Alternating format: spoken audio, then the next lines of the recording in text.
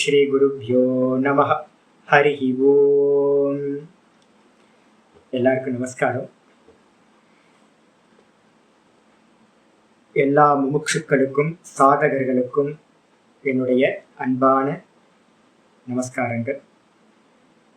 இந்த மாதம் 14ஆம் தேதி வசந்த பஞ்சமி வருது.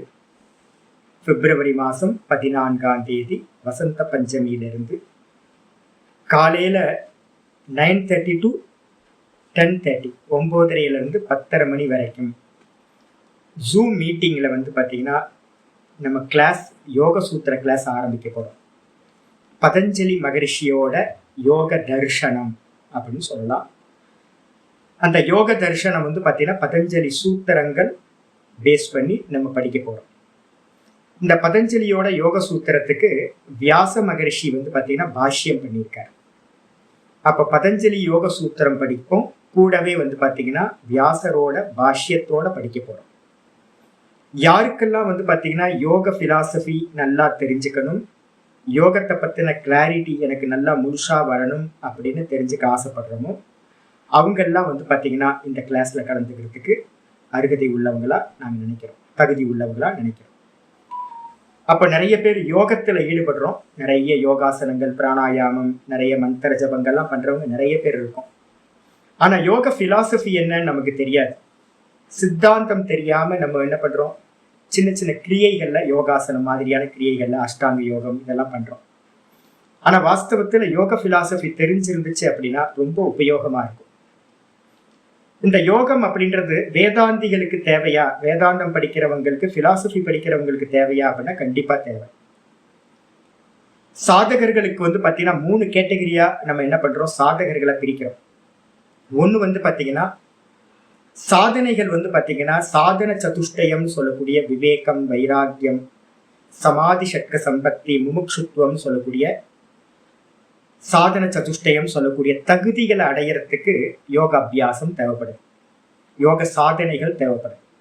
அஷ்டாங்க யோகம், இது மாதிரி ராஜ யோகம், அஷ்டாங்க யோகம், இது மாதிரி நிறைய யோகங்கள் சொல்லப்பட்டிருக்கு. மந்திர யோகம், லய யோகம், இது மாதிரி அநேக யோகங்கள் இருக்கு.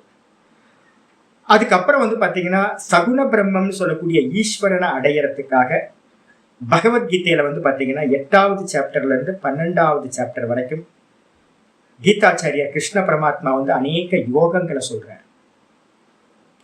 அப்போ சகுண ஈஸ்வரனை அடையறதுக்கும் யோகம் தேவைப்படுது. 2வது இடம். முதல் சாதன சதுஷ்டயத்தை அடையறதுக்கு, ஞானத்துக்கு தகுதிகளை அடையறதுக்கு யோகா தேவைப்படுது. 2வது பார்த்தீங்கன்னா சகுண ஈஸ்வரனை அடையறதுக்காக கிரமமுக்திக்கு அடையணும் அப்படின்னு ஆசை இருக்கிறவங்களுக்கு கைலாயம், வைகுண்டம், இது மாதிரி விஷயங்கள் அடையணும்னு நினைக்கிறவங்களுக்கும் யோகம் தேவைப்படுது. அதுக்கப்புறம் 3வது பார்த்தீங்கன்னா யாரு ஞான யோகத்துல போறாங்களோ அந்த ஞான யோகத்துல போறவங்களுக்கு பகவத்கீதையில 6வது சாப்டர் தியான யோகம் சொல்லப்பட்டிருக்கு. அதுக்கப்புறம் பார்த்தீங்கன்னா இந்த ஞான யோகத்தோட எண்ட் என்ன அப்படின்னு கேட்டீங்கன்னா நிதித்தியாசனம்னு சொல்லக்கூடிய ஆத்ம தியானம். அப்ப ஆத்ம தியானத்தினால மட்டும்தான் ஆத்மானுபூதி உண்டாகும்.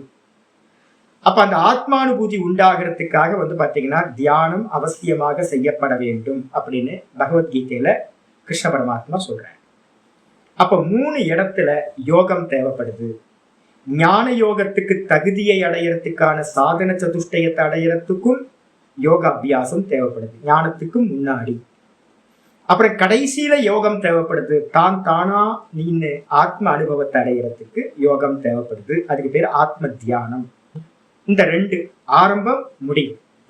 இது இல்லாம கிரமமுக்தின்னு சொல்லக்கூடிய சாயுஜ்ய பதவியை அடையறதுக்கும் பார்த்தீங்கன்னா நிறைய மகான்கள் பார்த்தீங்கன்னா அந்த ஈஸ்வரனையே சிந்தனை பண்ணி அந்த ஈஸ்வரனையே அடைஞ்சவங்களா இருக்காங்க அப்படின்னு புராணங்கள், இதிகாசங்கள்லாம் சொல்லும். அப்ப யோகத்துக்காக பார்த்தீங்கன்னா மொத்தம் ஒரு 44 உபனிஷதங்கள், 108 உபனிஷதங்கள் பிரதானமா சொல்றோம். அதுல 44 உபனிஷதங்கள் யோக பரமா இருக்கு. யோகத்தை சொல்றக்கூடிய உபனிஷதங்கள் ஒரு 40 இருந்து 44 உபனிஷத்து இருக்கு. அப்ப அதனால என்ன பண்றோம்னு கேட்டீங்கன்னா உபனிஷதங்கள்ல சொல்றத புரிஞ்சுக்கிறதுக்கு இந்த யோக சூத்திரம் நமக்கு ரொம்ப ஹெல்ப் பண்ண போகுது.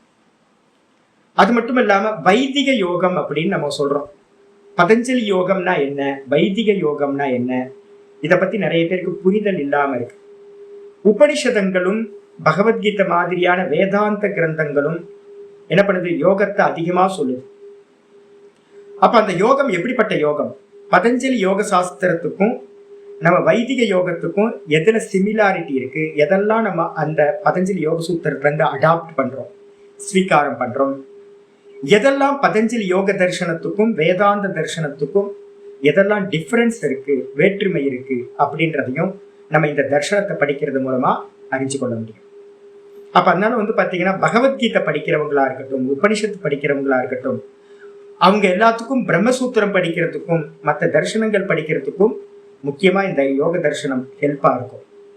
நம்ம ஏற்கனவே என்ன பண்ணியிருக்கோம் அப்படின்னு கேட்டீங்கன்னா, சாங்கிய தர்சனத்தை பார்த்துருக்கோம். கபிலரோட சாங்கிய தர்சனம் பார்த்து முடிச்சிருக்கோம்.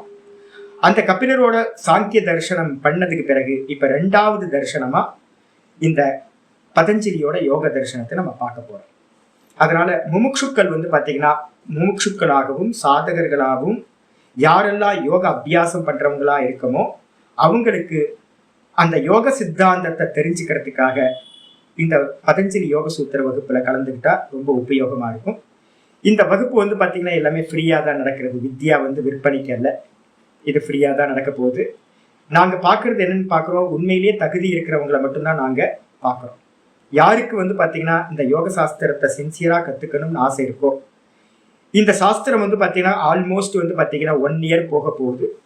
டெய்லி கிளாஸ் நடக்கும். ஒரு மாசத்துக்கு 22 கிளாஸ் பாத்தீங்கன்னா நடக்கும். வேத அத்தியனம் பண்றதுக்கு என்ன நாள்லாம் லீவா இருக்கோ அந்த லீவு எல்லாமே பாத்தீங்கன்னா அனத்தியனம் சொல்லுவோம். அந்த ஹாலிடேஸ் பாத்தீங்கன்னா 8 ஹாலிடேஸ் பாத்தீங்கன்னா இங்க நம்ம ஃபாலோ பண்றோம். உபனிஷத்துக்கு என்ன ஃபாலோ பண்றோமோ, வேதத்துக்கு என்ன ஃபாலோ பண்றோமோ அதே ஹாலிடேஸ் இந்த யோக சூத்திரத்துக்கும் ஃபாலோ பண்ண போறோம். அப்போ ஒரு மாசத்துக்கு 8 ஹாலிடேஸ் வரும், 22 கிளாஸ் வரும். அப்ப இந்த 22 கிளாஸ்ல எல்லா கிளாஸ்லயும் என்னால கலந்துக்க முடியும். 9:30 to 10:30 என்னால கலந்துக்க முடியும். ஜூம் மீட்டிங்ல கலந்துக்க முடியும் அப்படின்னு நினைக்கிறவங்க மட்டும் பாத்தீங்கன்னா இந்த கிளாஸ்க்கு அப்ளை பண்ண முடியும்.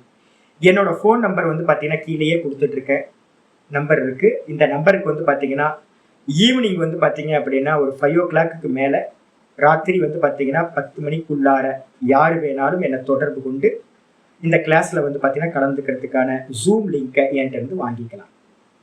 இந்த யோக சூத்திரத்துக்கான மெட்டீரியல், யோக பாஷ்யம் இதெல்லாம் பாத்தீங்கன்னா உங்களுக்கு பிடிஎஃபா நான் அனுப்புவேன்.